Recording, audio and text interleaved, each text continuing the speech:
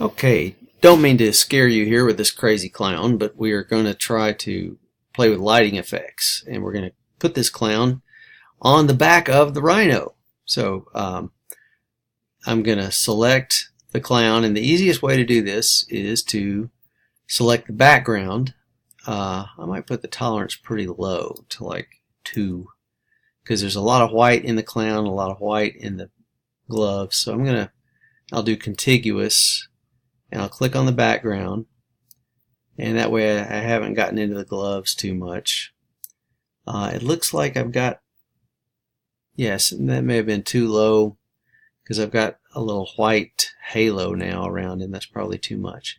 So I'm going to also do select, modify, expand to maybe 3 pixels. Let's see what happens there.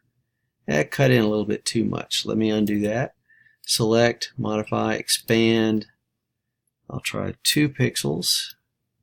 That's okay. You know, you can agonize over it. That finger's going to be a little small. But this and you know, part of his horns getting, you know, blocked off. I can go to mask mode and just real quickly draw in, get a more traditional brush, make it a lot smaller, go away, shrink this down, and I need to zoom in. Okay, but you get the idea. This is what we've done before in the masking section. Just so I get the lip of that horn, and make this a little bigger and get more of this, and so forth. I'm not being super careful. You get the idea. This is what you would have to work on to get a good selection. Maybe get more of that finger there, that knuckle. Maybe this thumb, the edge there. Okay. It's just the principles we talked about before about getting a good selection. That's all that we're doing here. Okay, and I could agonize over this, but I'm not going to. I'm just going to kind of quickly get a better selection than I have.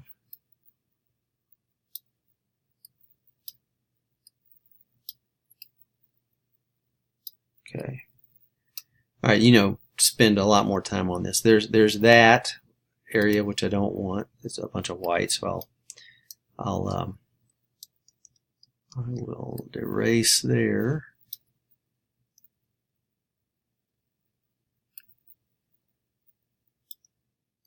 And then get a little bigger here.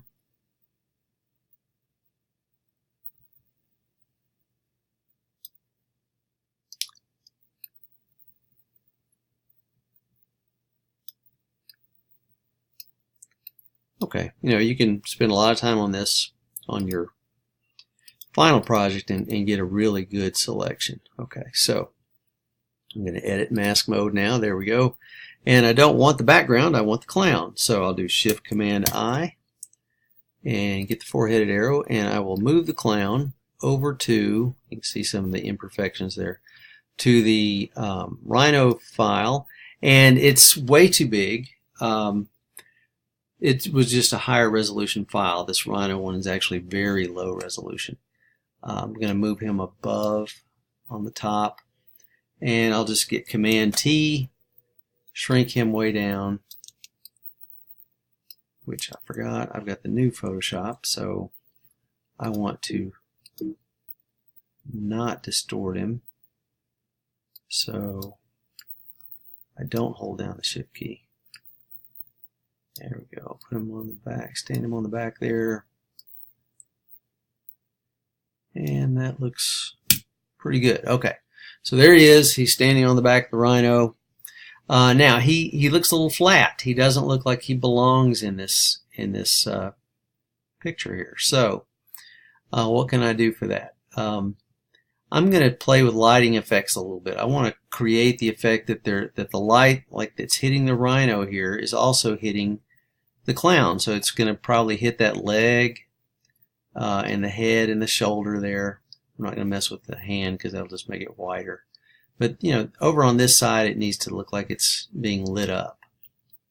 Well, I'm going to duplicate this layer. I want a copy of it. I want one layer of the clown just like this, and then I'm going to make another layer, and up here at the top right of the layers window, those the flyout menu, these horizontal lines, I click on that and I go to duplicate layer, and it will duplicate this clown layer, and I can call it clown 2, or I can call it anything I want.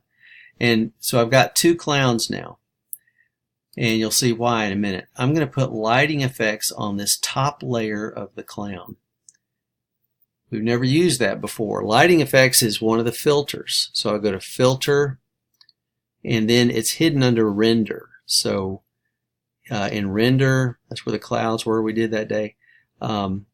Lens flare is interesting if you want like a star effect, but we want lighting effects. Okay, filter, render, lighting effects. And you can see you get this circle, and I'm getting light effects on the knee, which is not too bad. But I also like it on the you know, I like it to expand. So I'm going to press on this white dot here, and let's see. Yeah, I want it to expand outward and make it a bigger effect. And then I'm going to move it.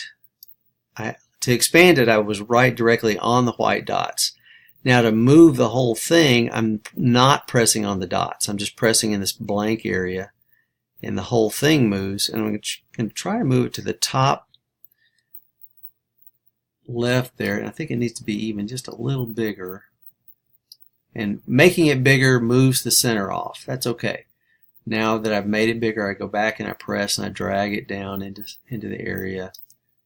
And the spotlight itself, yeah, it's a spotlight type of a light. There are different types you can choose. We're going to just go with spot now, but you can see there's a point light, there's an infinite light. Spot will work well. Okay, so I'm going to choose that, and I like what I've got, so I'm going to click OK. And so I have this lighting effect, and you can see the difference. If I hide the top clown layer, there's the clown underneath, there's the clown above. Doesn't look too bad, really. It's, you know, I could make it more convincing. The reason I have 2 layers is sometimes when you do this, the highlight part is good, but this part's not good, and you need to erase it. So like if I needed to erase this part and reveal more of the original file underneath, I could.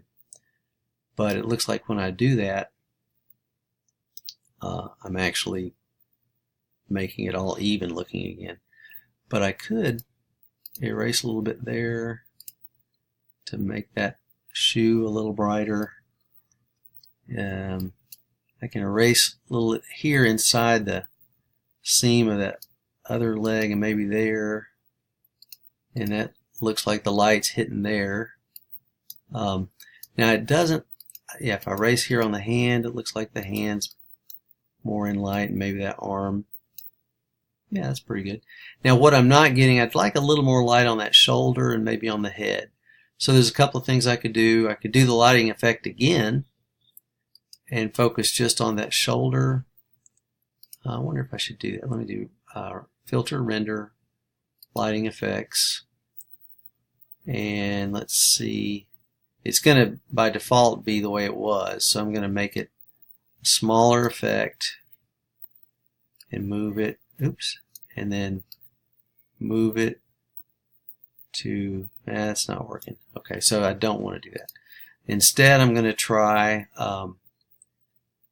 maybe airbrushing with yellow on that shoulder. So I'm going to get the magic wand. I'm going to select the outside area, and then maybe, actually I better do this. I'm going to go down to the second clown layer, select the outside layer, because I did some erasing on the top layer. Okay, so I've done that. Now Shift Command I to select the inverse. Now I want to go above the clown.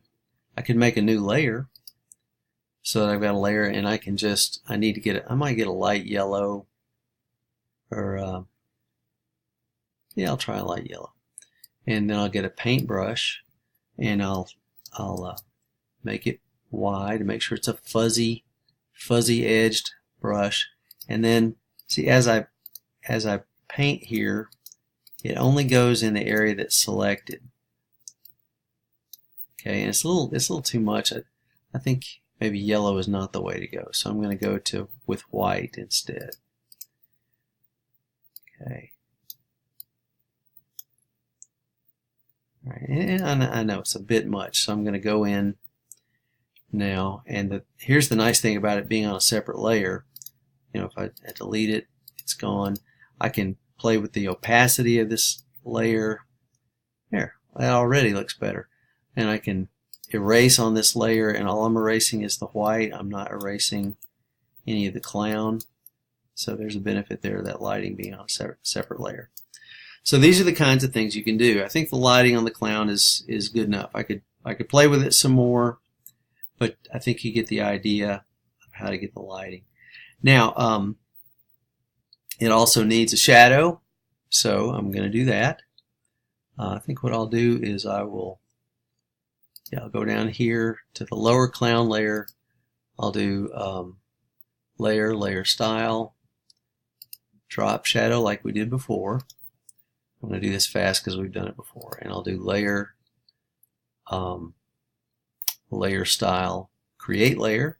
So now the clown is by itself. And just like last time, I'll do edit, transform, I'll do flip vertical. And then I will do edit, transform, and distort. And I'll squeeze it, squeezing a lot, and then kind of move it over here.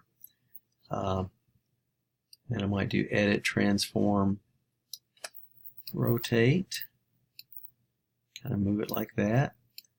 And of course the shadow won't go past the rhino into the grass. Let's see, transform back to distort, squeeze it up like that.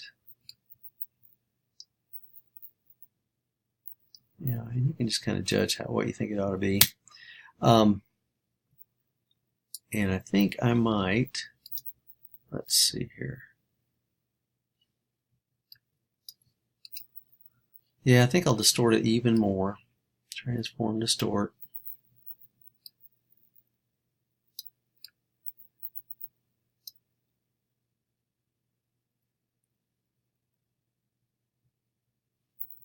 Stretch it out.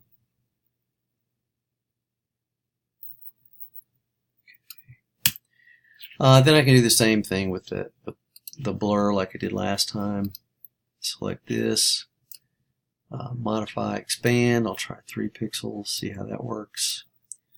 And then I'll try filter, blur, Gaussian blur. See what that looks like. That looks pretty good. And I could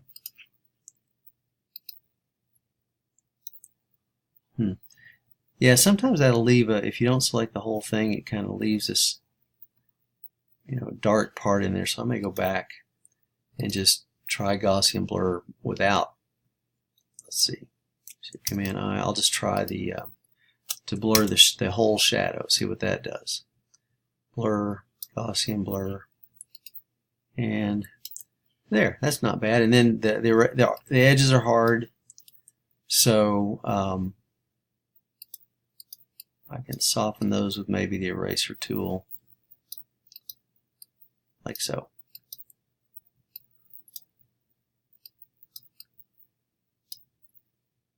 And then that's just, you can work with this a lot.